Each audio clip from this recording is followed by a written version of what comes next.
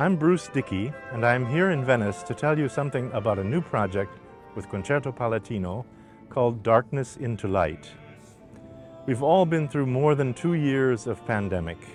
We're exhausted and frustrated. Some have lost friends and family members. We've all lost work and suffered stress and dislocation in our lives. But we think music can help, and that's why I'm here in Venice.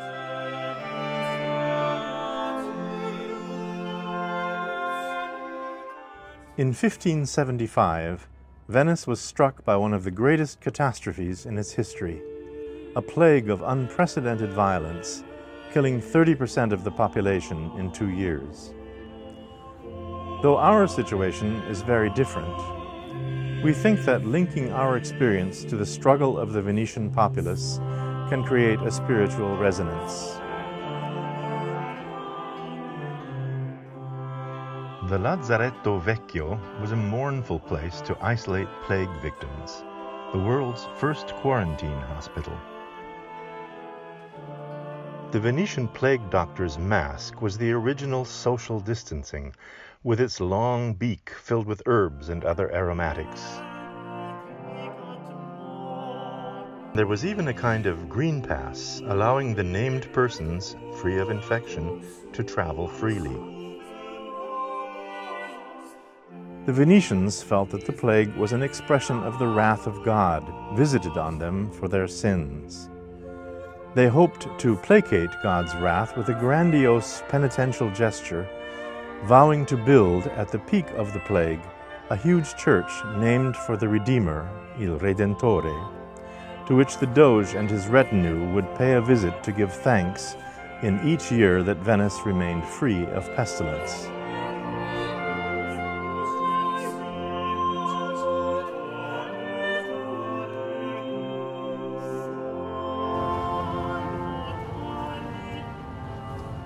Once the Venetians decided to embark on the project, a location was chosen, the island of Giudecca, where I am now standing.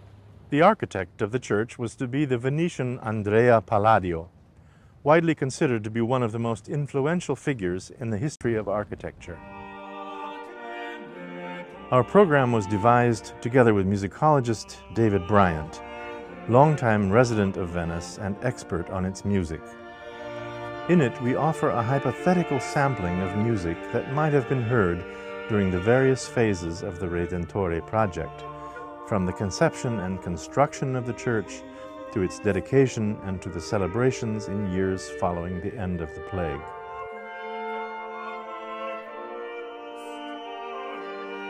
We will focus on the little-known but gorgeous 6-part penitential psalms of Andrea Gabrieli.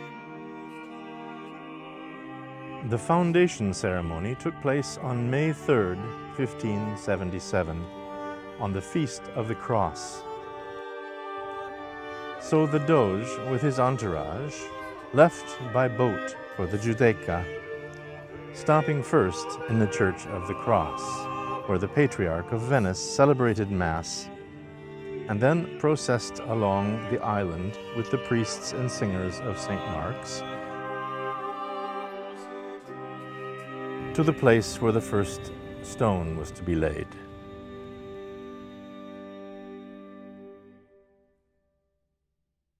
Though we do not know any details of the music performed on that occasion, David Bryant feels that the 8-voice motet of Andrea Gabrieli, O Crux Splendidior, is the only piece in the Venetian repertoire for large ensembles that fits the liturgy of the event.